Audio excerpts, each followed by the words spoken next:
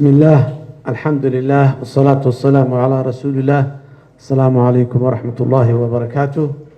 waxaan codkayga ku beerinayaa oon leeyahay dhalinyaradeenna ka qayb gashay tartanka quraanka kariimka ee guuleysatay hambalyaan leeyahay marka koobaad. marka labaadna ilaahay waa yartihiin, da'diinuna waa yar tahay, meesha aada nolosha ka bilowdeen ilaahay ha ka dhigo mid aad ku daa'intaan oo ah haysmada qur-aanka kariimka aada haydaan ood xifdisan tihiin oo aada muxuuahay ku dadaasheen. waxaan sidoo kale hambalyeynayaa waalidiintii hooyadii iyo aabbihii iyo walaalihii iyo gurigii ay kasoo baxeen dadkii joogay ee ayagana sidoo kale ku dhiirigeliyey, ku waaliyey, ku canaantay, jaba joogay. intaa waxaan leeyahay hooyo iyo aabbo fiican ayaa tihiine sida hadda uu muxuu ahaay sheekh mukhtaar wasiirka uu sheegay, wanaagaas aada suubiseen intaad nooshihiin iyo noloshiina kadibba waa wax idin anfacaya, ilaahay ha idin barakeeyo. sidoo kale waxaan hambalyeynayaa macalimiintii soo baray qur-aanka ee suurto geliyey maanta inay meeshaas soo istaagaan oo ay maxaanku irahdaa ay qaadaan muxuuahay qur-aankaas sida uu muxuuahay musaabaqada guusheedii sida uu wasiirku sheegana dhammaantiinna waa guuleysateen. macalimiintiini iyo waalidiintiini iyo degmooyinkii iyo dowlad goboleedyadii aad ka timideenna runtii way guuleysteen. ayagana wax lagu tilmaamo guul ka weyn in qof ka tirsan ama ka yimiday ama maxaanku rahday ku koray ama ku dhashay ama in la yiraahdo qur-aankii ayuu qaaday, kaalin ayuu soo galay, hadday tahay dowlad goboleed, hadday tahay degmo, hadday tahay magaalo, intaba sharaf weyn ayay u tahay, dalkana sharaf weyn ayay noo wada tahay dhammaanteen. marar badanaan sheegay dowladdu waxay mas-uul ka tahay mar kasta waxa dadka ka dhaxeeya ay wada leeyihiin oo degaan gaara iyo reer gaara iyo maxaanku raha koox gaara aanay lahayn. waxaasna dadka soomaaliyeed waxaa koow uga ah qur-aanka kariimka ah, diinta islaamka waa waxa dadku ay wada leeyihiin oo degaan gaara iyo reer gaara iyo aanay lahayn. sidaas daraaddeed dowladdu mas-uuliyada ka saaran waxaas dadku ay wada leeyihiin ee wanaagsan. dabcan wax xun dadku ma wada lahaadaan,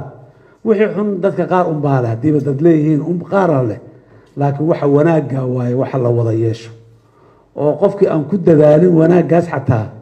maalinta wanaaggaas la sheegi tago dhinacuus uga faanaya oo muxuu ka sheeganaya. guushu waa aabbayaal badan taha la yidhaha mar walba, guul daraduna waa gablan. diinta islaamka iyo wanaaggeeda iyo quruxdeeda iyo haybadeeda midka aan aada diinta aan markaas aan u aqoonin ama mujtamaca ka tirsan xataa waa ku faanaya, waa sheeganaya, waa usoo istaagaya, waa muxuu ahay dhowraya. marka dowladda waajibaa ka saaran. xasan sheekh ma aha, ra-iisul wasaare xamse ma aha, wasiir mukhtaar ma ahan, ama madaxweyne dowlad goboleed ma ahan, xildhibaan, dhammaan dowladda soomaaliya ayaa mas-uuliyad ka saaran tahay in la dhowro, la hormariyo, maxaanku idhaahdaye la fududeeyo, wixii culays iyo dhib iyo xumaan ah laga ilaaliyo. mas-uuliyad dowladda saaran waayo.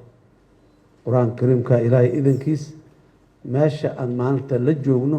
meelo kasii fiicanaan la jecelnahay. abaalmarinada yaryarka ee la sheegayaane aada iyo aada ayaa waxaa uga qiimi badan juhdigii iyo dadaalkii ay bixiyeen dhalinyarada yaryarka. laakiin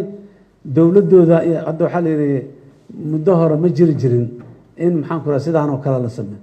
maantana dowladooda abaalmarinta ay bixi karta intaasay joogtaa. berrina sidii la sheegay mid kasii waaweyn oo daaro dhisan iyo maxaanku irahdaye adduunyo fara badan oo qurux badan yaa abaalmarintu ay noqon doontaa. inkasta oo abaalmarintaas maadiga ah aanay macno ku fadhiyin ee abaalmarinta midda ilaahay oo bixiyey ama u ballan qaaday ay mar walba ay tahay midda in la hiigsado oo la raadiyo oo la doono ay tahay. ilaahay idankiis taasna kuwii ilaahay uu siiyo allah inaga wada dhigo dhammaanteen. waxaan rabaa sida uu halkan uga dhawaajiyey doctor maxamed xaajine wax inaan kusii darno. musaabaqada qur-aanka kariimka ee taxfiid ulqur'aan iyo tajwiid ulqur'aan ma jiri jirin. hadda labadaasaa asal u ahayd musaabaqada soo maha in wax lagu daro sida la sheegay tafsiirka la kala yaryaray hadba intii suurtagal ah lagu dara asigana meeshaas maxaa nooga soo baxayo wiilka ama gabadhii berri faqiih berri mufasirkii berri muxadidkii berri yacni qofkii u noqon lahay muxuu ahay hormood la yaqaano muxuu ahay diinta yaa ka soo baxaya meeshaas marka waxaan rabnaa in hadba intii maxaanku irahdaa awooddu ay saamaxayso hadba inta dhallinyaradu ay qudradoodii awooddoodii ogaalkoodii dadaalkooda meesha uu gaari kara ay la eg tahay in imtixaanaadka lagu galo lagu adduunyada wadamo muslimiinaa jirta wax walba waa lagu tartamaa waxyaabaha maalan cajiibka waxaa ka mid a barul waalideyn wiilkan yar ama gabadhan yar sidee ay waalidkeed ama waalidkiis ay baari ugu tahay gabadhu ama wiilku baari ugu yahay musaabaqooyin ay leedahay wadamada qaarkood oo afka laga weydiiyo la yiraahdo adiga maxaa la jeclaa lahayd waalidkaa la yiraahdo maxaa u samayn lahayd waalidkaa la yiraahdo saas iyo saas hadday timaadis maxaa uga jawaabi lahayd la yiraahdo la imtixaan marka dib la yiraahdo qofkaana qaaday yacni marka wax kasta laana tartamo musaabaqadu waxay horumarinay waxaasay horumarinay waa horumarinay wixii lagu tartamayo ma aha qofka bini aadamka